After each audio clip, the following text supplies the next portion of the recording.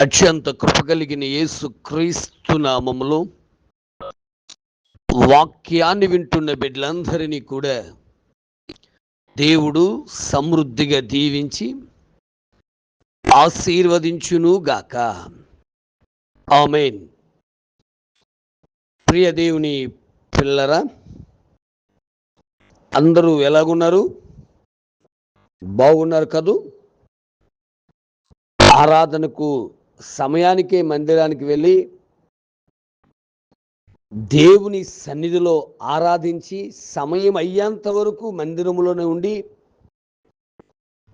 దైవజనుని ఆశీర్వాదము తీసుకుని రావడం ద్వారా మన కుటుంబాలు ఎంతో ఆశీర్వదించబడతాయి. ఎవరు ఎప్పుడు ఎక్కడ ఉండాలో అక్కడ ఉంటేనే మనకు ఆశీర్వాదం. అందరూ మందిరానికి వెళ్ళినప్పుడు నువ్వు ఇంటికాడ ఉంటే నీకు ఆశీర్వాదం కాదు. కొంతమంది పిల్లలందరినీ పంపించేస్తూ ఉంటారు, వారు ఇంటి దగ్గర ఉండిపోతూ ఉంటారు. ఇంటి దగ్గర కూర్చుని ఏయో సినిమాలు, సీరియళ్ళు, పనికి మళ్ళీ ఊరు చెత్త అంతా మాట్లాడుకుంటూ చూసుకుంటూ ఉంటారు. బిడ్డ, అది చాలా భయంకరమని వాక్యం తెలియజేస్తోంది. దావీదు గారు సైన్యమంతటిని యుద్ధానికి పంపించి ఆయన ఇంటి దగ్గరే ఉండిపోయాడు. ఆ రోజు యుద్ధానికి వెళ్లకుండా ఇంటి దగ్గరే ఉన్నందువల్ల నిజంగా దావీదు జీవితంలో ఒక చీకటి రోజు అది. ఎప్పుడు కొండలెత్తి నా కన్నులెత్తుచున్నాను, నాకు సహాయం ఎక్కడి నుండి వచ్చును అని దేవుని వైపే చూసే ఆ దావీదు క్రిందకు చూశాడు. క్రిందకు చూసిన ఆయన చూడరాని దృశ్యము చూశాడు. అక్కడి నుంచి ప్రారంభించబడింది అతని పాప జీవితం. దీనంతటికి కారణం ఏది అని ఆలోచన చేస్తే అతడు వెళ్ళవలసిన యుద్ధానికి అతడు వెళ్ళకపోవడం. ప్రార్థన నీకు ఒక యుద్ధము లాంటిది. ఎవరి మీద అంటే సాతాను కోట గోడల మీద, సాతాను క్రియల మీద, సాతాను మీద ఒక యుద్ధం లాంటిది విడా. ఆ యుద్ధంలో వెళ్ళకుండా ఇంటి దగ్గరే ఉండిపోతే సాతాను శోధించడానికి అవకాశం ఉంది. నువ్వు ఉండవలసిన స్థానము ఇంటి దగ్గర కాదు, దేవుని సన్నిధిలో. ఉదాహరణ చెప్తున్నాను చూడండి. దావీదు గారు అక్కడ లేనందువల్ల, యుద్ధంలో యుద్ధ సైనికులతో లేనందువల్ల, ఇంటి దగ్గర ఉండిపోయినందువల్ల ఇబ్బంది పడ్డాడు. మరి పేతురు గారు యేసుక్రీస్తు ప్రభు సిలువ వేయబడుతున్నప్పుడు ఈయన ఆ రాత్రంతా అటు ఇటు పారిపోతూ ఆ కావలి వారి దగ్గర, వీరి దగ్గర కూర్చుంటున్నారు. వాళ్ళు అంటున్నారు కదా, అయ్యా నువ్వు యేసయ్యతో కలిసి ఉన్నవాడువు కదా, నువ్వు ఆయనతో కలిసి తిరిగిన వాడువు కదా, అదిగో నీ మాట సాక్ష్యం ఇస్తుంది, నీ నడక సాక్ష్యం ఇస్తుంది, నీ ప్రవర్తన సాక్ష్యం ఇస్తుంది. ఆయనైతే అబద్ధాలు ఆడుతున్నాడు.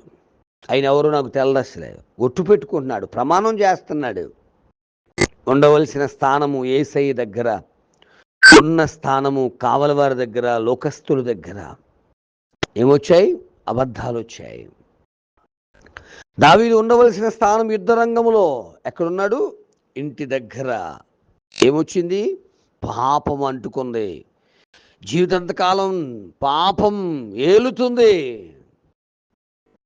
ఆ శాపం అనుభవించవలసి వచ్చింది. బిడ్డ, ఆలోచిస్తున్నారా దైవ జనాంగమా? అవ్వమ్మ గారు ఉండవలసింది భర్తతో, కానీ ఒంటరిగా చెట్టు దగ్గరకు వచ్చింది. నూతన మాట వినబడుతుంది, నూతన స్వరం వినబడుతుంది. ఈ స్వరాన్ని ఎప్పుడు వినలేదు. ఎందుకు నాకు ఈ స్వరం అనుకోలేదు? చూసారా బిడ్డ, ఉండవలసిన ప్లేసులో, ఉండవలసిన వారి దగ్గర నువ్వు లేకపోతే సాతాను చేతిలో మోసపోతావు. అలా మోసపోతే శాపం నీతో పోదు, నీ ఇంటికి, నీ ఒంటికి, నీ కుటుంబానికి కూడా అంటుకుంటుంది. జాగ్రత్త. అవ్వమ్మ గారు అలాగా ఒంటరిగా వెళ్ళిపోయారు. అక్కడ సాతాను మాటలకు లోబడిపోయారు. స్త్రీ సంతానమంతటికి, లేక స్త్రీ జాతి అంతటికి ఒక భయంకరమైనటువంటి పనిష్మెంట్ తీసుకొచ్చేసింది ఆవిడ. బెడా, ఈరోజు మందిరానికి వెళ్ళకుండా ఎక్కడైనా తిరిగితే దయచేసి నువ్వు ఈ వాక్యం వింటుంటే ఇప్పుడే ప్రభు దగ్గర క్షమాపణ కోరుకొని త్వరగా మందిరానికి వెళ్ళు.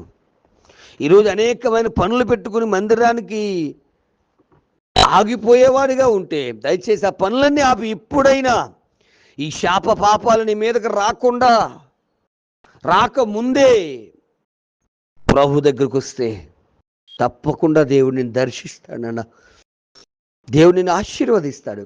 ఉండవలసిన చోట ఉండు, ఉండవలసిన వారితో ఉండు, మాట్లాడగలిగిన వారితో మాట్లాడు. దేవుని నామను మహిమపరచు, తద్వారా దేవుడిచ్చి ఆశీర్వాదం పొందుకో.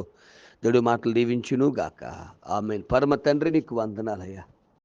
దావీదు ఉండవలసిన స్థానము యుద్ధరంగము, పేతురు ఉండవలసిన స్థానము నీతోటి, అవ్వమ్మ గారు ఉండవలసిన స్థానము తన భర్తతోటి. ఈ ముగ్గురు వారు ఉండవలసిన ప్లేసుల్లో వారు ఉండకపోవడాన్ని బట్టి సాతాను చేతుల్లో మోసపోయారయ్యా. మేము కూడా అనేక సార్లు సాతాను చేతుల్లో మోసపోతున్నాం. భయంకరమైన పాపాన్ని, శాపాన్ని తెచ్చుకుంటున్నాం.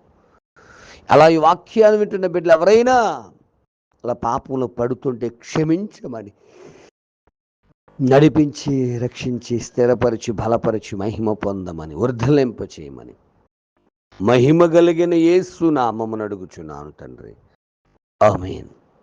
ప్రార్థన అవసరం కొరకు నా సెల్ నంబర్ 9866958571. ప్రభు కృప మీకు తోడుగా ఉండును గాక. ఆమేన్.